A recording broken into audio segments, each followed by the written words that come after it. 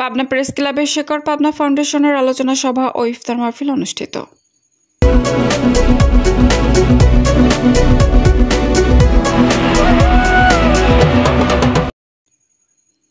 আসসালামু আলাইকুম।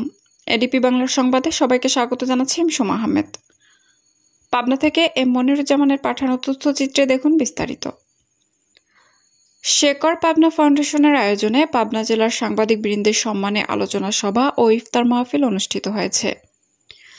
শনিবার বিকেলে পাবনা প্রেস ক্লাবের হলরুমে পাবনার উন্নয়নের রূপকল্প নিয়ে আলোচনা সভা ও পাবনার জেলার সাংবাদিক বৃন্দের সম্মানে ইফতার মাহফিল অনুষ্ঠিত হয়। অনুষ্ঠানে প্রধান অতিথির বক্তব্য রাখেন পাবনা প্রেস ক্লাবের সভাপতি আখতারুজ্জামান আখতার। বিশেষ অতিথির বক্তব্য রাখেন পাবনা প্রেস ক্লাবের সাবেক সভাপতি এবিএম ফজলুর রহমান, সাধারণ সম্পাদক জহুরুল ইসলাম।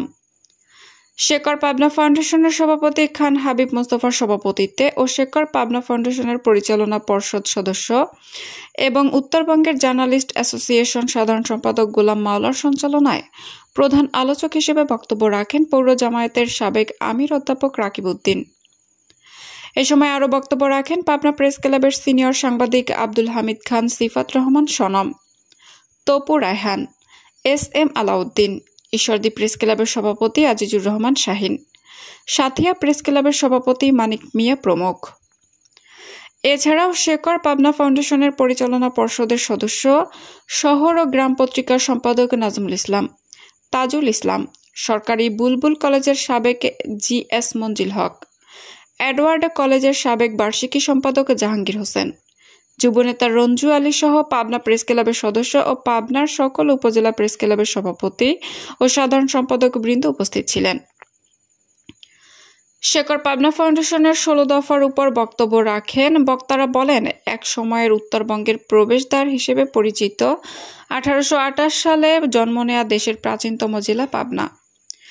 রাজনৈতিক নেতৃত্বের দৃঢ়তা ও সমাজের প্রভাবশালী অংশের উদাসীনতা দরুন বরাবরই বৈষম্যের শিকার হয়েছে 196 বছরের পুরনো দেশের এই গুরুত্বপূর্ণ জেলা।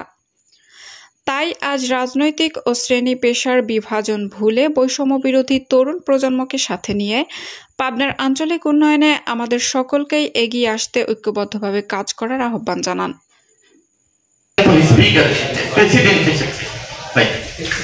বাংলাদেশের কৃষি পদক প্রাপ্ত যারা সর্বোচ্চ ডিগ্রি পদক পেয়েছে তার 70% has come from Shakti।